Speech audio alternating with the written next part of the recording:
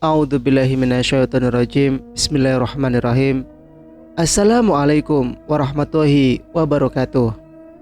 Jumpa kembali di channel Sampul Hitam yang tentunya akan berbagi cerita. Dan untuk kisah kali ini akan menceritakan sebuah kisah yang berjudul Bau Masakan di Tengah Hutan. Cerita ini ditulis oleh Eka Fitriani. Dan bagi teman-teman yang ingin membacanya secara langsung, teman-teman bisa langsung kunjungi link yang saya sudah siapkan, ada di deskripsi. Dan sebelumnya terima kasih buat Kak Eka Fitriani yang sudah mengizinkan saya menceritakan cerita ini kepada teman-teman. Dan tak usah berlama-lama, langsung saja kita ke ceritanya. Selamat mendengarkan. Terlihat laki-laki parubaya dengan tubuh kurus berdiri di depan pintu. Pak Abdul, kirain siapa? Mari masuk, Pak. Aku mengajak Pak Abdul untuk masuk ke dalam rumah. Namun, Pak Abdul diam dengan tatapan kosongnya dan tidak bergerak sedikit pun dari tempatnya. Wajah Pak Abdul begitu pucat dan sedikit sayu. Baju yang ia kenakan terlihat basah dan kotor. Banyak bercak noda seperti lumpur di pakaiannya.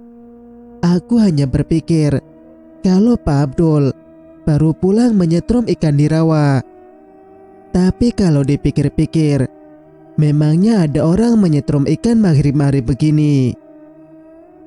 Sebentar ya, Pak. Saya panggilkan Mas Saki dulu. Masuk saja, di luar dingin, ucapku sopan. Melihat Pak Abdul yang acuh tak acuh, ada rasa tidak enak dalam benakku. Pak Abdul memutar tubuhnya yang kurus, lalu duduk di tepi kursi panjang yang terletak di samping pintu. Pak Abdul terlihat berbeda dan sedikit aneh. Tidak tampak seperti biasanya, yang ramah, sopan dan humoris. Mas, ada Pak Abdul. Udah nunggu di luar. Aku memanggil Mas Saki, lalu berjalan ke arah dapur untuk membuatkan minum. Iya, Dek. Tunggu sebentar. Aku membuatkan minuman yang terbuat dari jahe. Pertama-tama, aku membersihkan kulit jahe dan mencucinya. Lalu, membakar jahe di atas api kecil.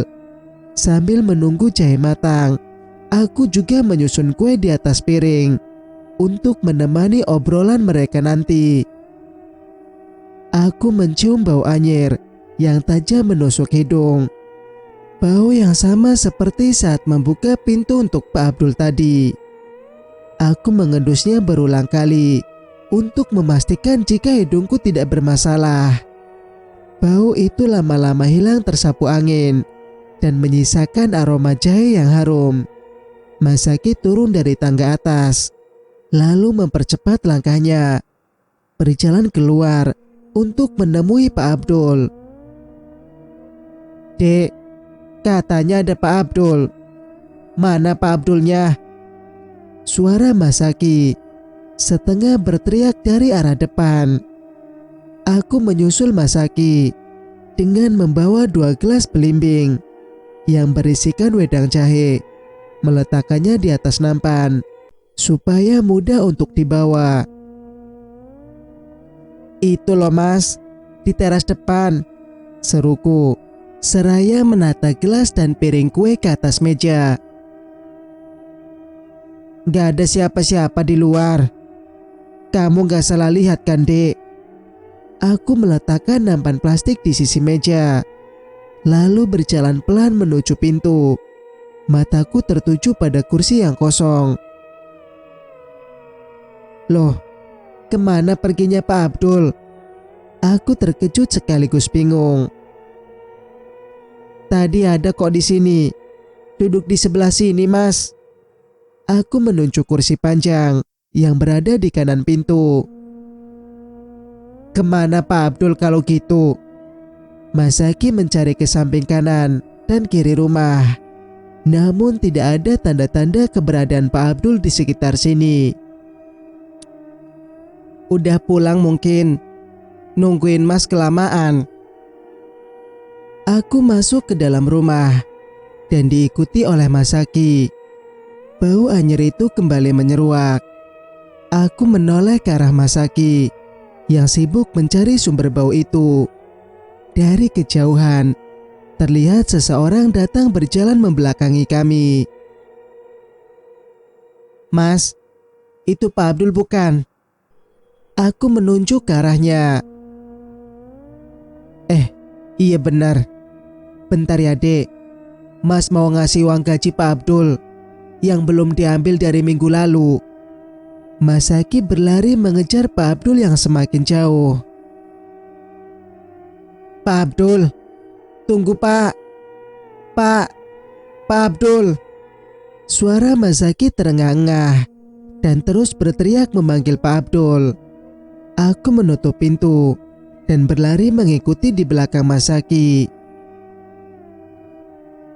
Pak Abdul jalannya cepet banget ya dek. Padahal kita sudah berlarian, tapi gak kekejar juga. Iya mas, capek. Olahraga malam ini namanya mas. Mana Pak Abdulnya? Perasaan tadi berhenti di sini. Masaki mengarahkan senter ke semua arah untuk mencari keberadaan Pak Abdul. Itu mas, ke sana. Aku menjawab dengan nafas yang masih memburu. Terlihat Pak Abdul sedang berjalan menuju rawa di tepi perkebunan sawit milik warga. Ngapain Pak Abdul ke sana? Jalan ke rumahnya kan lewat sini. Masaki kembali berlari mengikuti Pak Abdul. Jantung berdegup sangat cepat. Nafas memburu hebat. Peluh keringat bercucuran sangat deras. Aku dan Masaki berhenti berlari melanjutkan dengan berjalan pelan. Angin malam yang berhembus kencang menghilangkan capek yang kami rasakan dan berganti dengan dingin yang menusuk tulang. Pak Abdul, tunggu Pak. Tiba-tiba Masaki menghentikan langkahnya, berbalik mundur dan menarik lenganku, lalu memasuki semak-semak di sekitar rawa. Saat aku hendak protes, Masaki mengarahkan telunjuknya ke rawa yang berada tepat di depan kami. Terlihat dua orang, seperti sedang menggali tanah di sekitar rawa itu. Aku tidak bisa memastikan itu perempuan atau laki-laki, karena mereka memakai penutup wajah dan baju serba hitam. Sepertinya mereka sedang berdebat. Terlihat salah seorang itu melempar cangkul dengan kesal. Ini semua gara-gara kamu. Kan aku sudah bilang, jangan dikubur di sini. Salah satu orang itu berbicara lantang. Aku dan Masaki mendengar percakapan mereka yang terdengar samar-samar. Aku mana tahu bakal jadi begini. Salah satu orang itu berbicara sendu. Masaki menoleh ke arahku. Kami seperti tidak asing dengan suara itu. Seperti pernah dengar, tapi tidak ingat di mana. Ayo pulang. Besok kita cari lagi. Mereka berjalan meninggalkan rawa itu. Acuh. Hidungku terasa gatal akibat serangga kecil masuk ke dalamnya. Siapa di sana? Salah satu orang itu berbalik, kemudian menyorotkan lampu senter ke arah semak belukar tempat kami bersembunyi. Buru-buru Masaki menutup hidungku dengan tangannya. Tidak ada siapa-siapa, tapi sepertinya tadi ada yang bersin di sini. Perasaanmu saja itu. Seorang bertubuh tinggi dan berbadan besar itu berbicara, lalu mengajak temannya segera pergi. Akhirnya mereka kembali berjalan menjauh dari rawa. Sorot lampu senter milik mereka sudah tidak terlihat lagi, pertanda mereka sudah jauh. Kami mengendap-endap keluar dari semak itu, memastikan sudah tidak ada mereka di sekitar sini. Masaki berjalan ke arah rawa. Terlihat lubang yang cukup lebar, mungkin bekas galian mereka. Namun bekas lubang itu sudah penuh dengan genangan air rawa. Rawa di sini tidak dalam, airnya deras, namun hanya setinggi pergelangan kaki orang dewasa. Aliran airnya mengalir seperti sungai kecil. Malam sudah semakin larut. Masaki mengajakku pulang.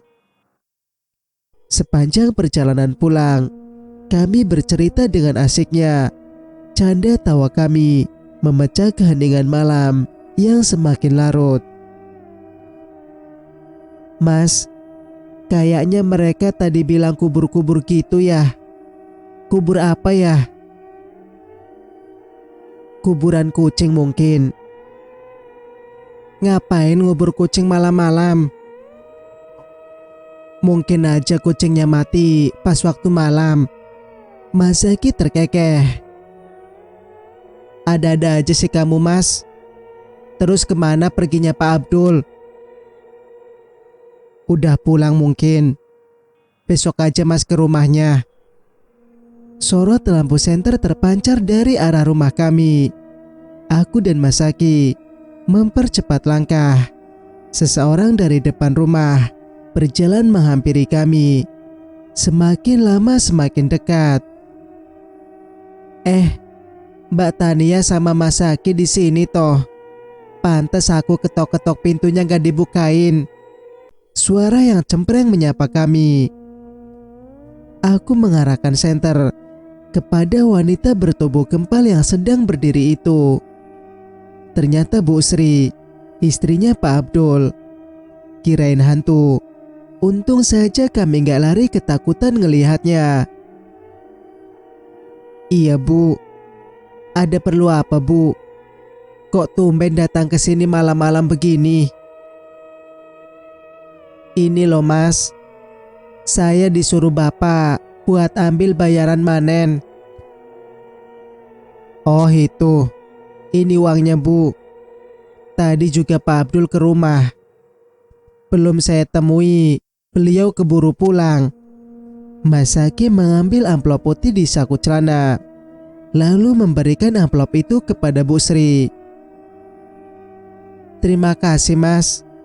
Bu Sri memasukkannya ke dalam baju. Kemarin saya ke rumah Ibu. Mau tanya Pak Abdul kenapa gak jadi berangkat manen. Tapi rumah Ibu kosong, gak ada orang. Iya Mas. Saya sama Bapak pergi kondangan. Ngomong-ngomong, sedang apa Mas Zaki dan Mbak Tania di sini? Bu Sri bertanya dengan tatapan menyelidik. Tadi kami ngejar Pak Abdul Bu. Mau ngasih uang gajinya. Tapi Pak Abdulnya nggak tahu kemana. Aku bicara dengan jujur. Bapak. Oh, itu Mbak. Apa namanya? Bapak tadi pulang katanya gak enak badan. Terus saya disuruh ke sini. Bu Sri berbicara tidak karu-karuan. Mungkin lidahnya keluh atau grogi lihat Masaki. Tampang Masaki memang mempesona. Nenek aja jatuh cinta. Apalagi emak-emak yang masih muda seperti Bu Sri. Masaki, saya pamit pulang dulu ya. Kasihan Bapak di rumah sendiri. Mbak Tania, saya pulang dulu. Permisi. Masaki menawarkan diri untuk mengantarkan pulang. Namun, wanita bertubuh gempal itu menolaknya. Berani banget Bu Sri ya Mas. Pulang sendiri. Masaki hanya mengangguk dan terus memperhatikan Bu Sri. Pandang terus. Apa sih Dek? Masaki menyenggol lenganku. Bu Sri berjalan tergesa-gesa. Mungkin karena terlalu khawatir dengan keadaan suaminya, ia berjalan seorang diri di tengah gelapnya malam dan rimbunnya pepohonan. Namun ada yang janggal. Ketika aku dan Masaki melihat cahaya lampu senter, ada dua di sana. Singkat cerita, "Tolong, tolong, ada mayat, ada mayat!" Laki-laki bertubuh gempal terlihat berlari kencang ke arah Masaki yang sedang duduk di halaman. Jatuh, bangun dan berlari dengan nafas terengah-engah. "Zak, tolong, tolong saya. Aduh mayat." Laki-laki itu berbicara terbata-bata dengan posisi setengah merundukkan badan, dan kedua tangan diletakkannya ke atas lutut. Dengan suara nafas yang memburu, keringat yang masih bercucuran membasahi seluruh wajahnya. Laki-laki yang bernama Johan, atau yang sering dipanggil dengan sebutan Udajo itu, menunjuk-nunjuk ke arah kebun sawit miliknya. "Di mana ada mayat, Dak?" Masaki menanyai Udajo yang masih terkulai lemas karena kelelahan berlari. Masaki membantu Udajo untuk duduk. "Di kebun ambu, Zak." "Mayat siapa, Dak?" Masaki bertanya dengan nada serius. "Tidak tahu, Zak. Aku takut sekali. Langsung berlari ke sini." "Minumlah dulu, Dak." Aku menyodorkan segelas air kepadanya. "Terima kasih."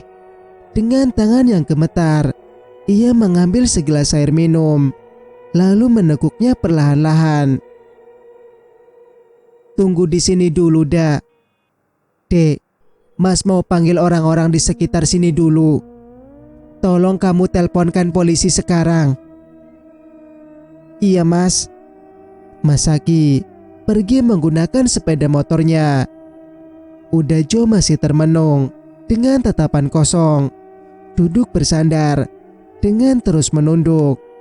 Aku merasa iba melihat Udajo yang masih terduduk lemas. Terlihat dari raut wajahnya yang masih menyisakan trauma. Tidak berselang lama banyak orang berdatangan ke rumah. Mungkin ada sekitar 10 orang yang datang.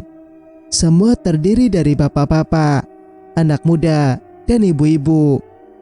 Ada yang menyampaikan keprihatinannya kepada Udajo. Ada juga yang sekedar bertanya-tanya ingin tahu seputar mayat itu. Tidak berselang lama, Masaki datang dengan 5 orang laki-laki. Sambil menunggu polisi datang, mereka semua pergi melihat mayat yang berada di kebun sawit milik Udajo. Aku berjalan di samping Masaki, tidak lupa menyalakan rekaman video. Bau busuk menyeruak di sekitar perkebunan itu. Masaki memberikan aku sapu tangan untuk menutup hidung. Bau tidak sedap itu semakin kuat. Perut ini semakin diaduk-aduk, yang membuat aku merasa mual dan pusing. Beberapa warga ada yang tidak sanggup dan memilih menunggu di batas kebun. Terdengar suara riuh para warga berteriak histeris. Aku berjalan di tengah padatnya kerumunan, mencari celah agar aku dapat maju ke depan. Terlihat Masaki datang dari arah belakang, menarik lenganku, lalu berjalan di depan. "Astagfirullahaladzim." Dengan setengah berteriak aku beristighfar. Aku memalingkan wajah, merasa tidak kuat melihatnya. Ada rasa iba ketika melihat kondisi jasad yang sudah membiru itu. Bahkan sebagian dari tubuhnya ada yang hilang.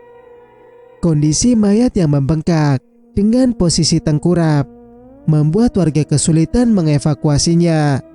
Setelah cukup lama warga menunggu, Akhirnya Pak Polisi tiba di sini. Terdengar sirene ambulans datang menyusul. Terlihat 4 orang laki-laki berseragam lengkap turun dari mobil putih biru bergaris merah itu. Petugas ambulans juga ikut keluar dari mobil, lalu berjalan beriringan dengan polisi.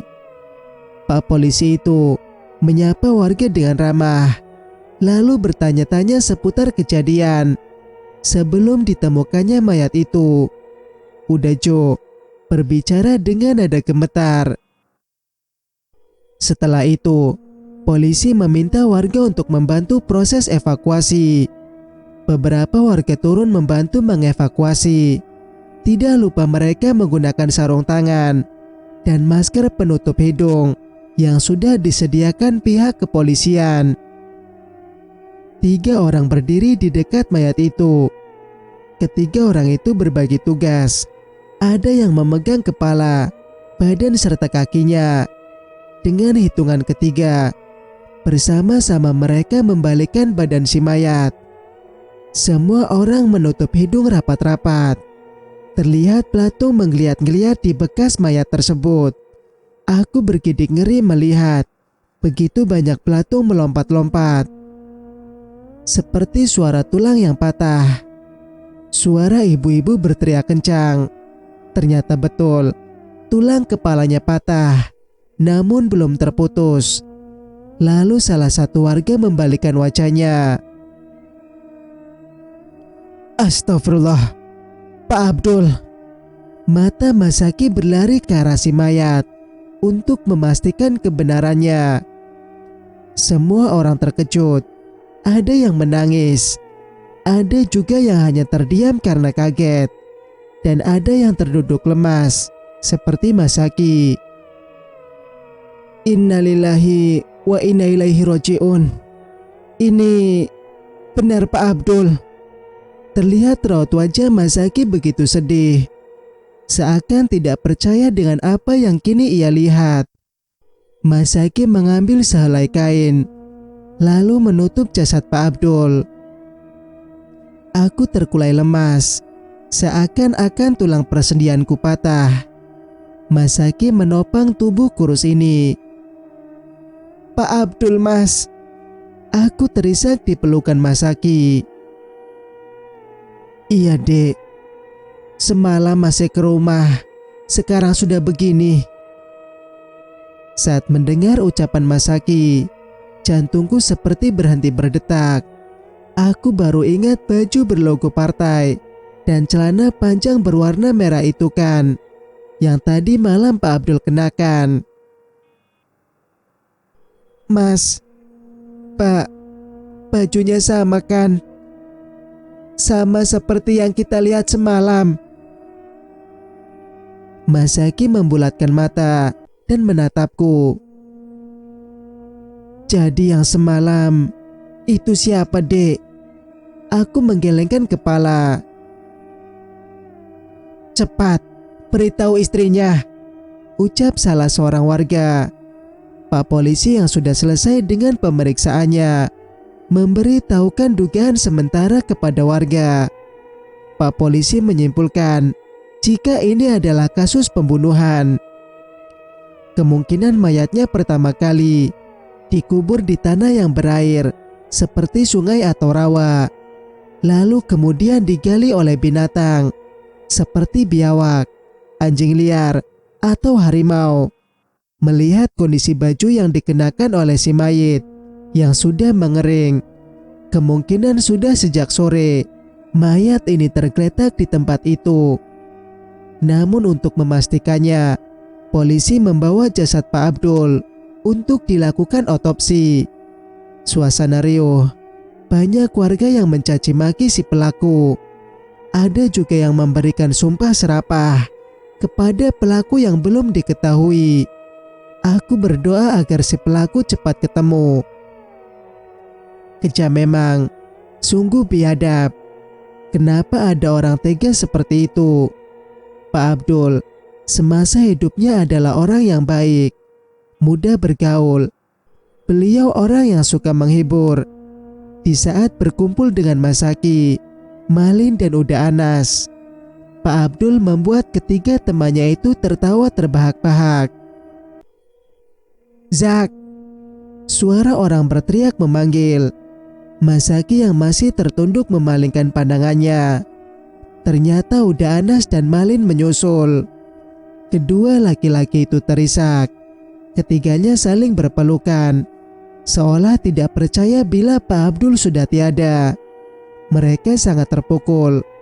Pertemanan mereka sudah cukup lama terjalin. Selain menjadi tim panen yang kompak, mereka juga sering berbagi suka dan duka bersama. "Bapak, Bapak!" Seorang perempuan menangis histeris dari kejauhan. Siapa lagi kalau bukan Busri? Wanita bertubuh kempal itu menyeret langkahnya. Istri dari Pak Abdul itu terlihat sangat sedih. Ia menangis sangat keras dan menghentak-hentakan kaki ke tanah. Kehilangan orang yang dicintai pasti sangat sedih. Aku memeluk Masaki, tidak mau kehilangannya, karena aku sangat mencintainya. Aku mendekat ke arah Busri. "Sabar ya Bu, sabar." Aku menepuk-nepuk bahunya. Tangis Busri semakin kencang. Dia berteriak-teriak tidak terima. "Siapa yang tega berbuat keji seperti ini?" Busri menangis dengan histeris di samping jasad Pak Abdul yang sudah dimasukkan ke dalam kantong jenazah. Marsriah, atau yang sering dipanggil dengan nama Busri itu, berdiri dan berteriak lantang ke arah kami semua yang berkumpul di sini. "Pembunuh! Kalian pembunuhnya!"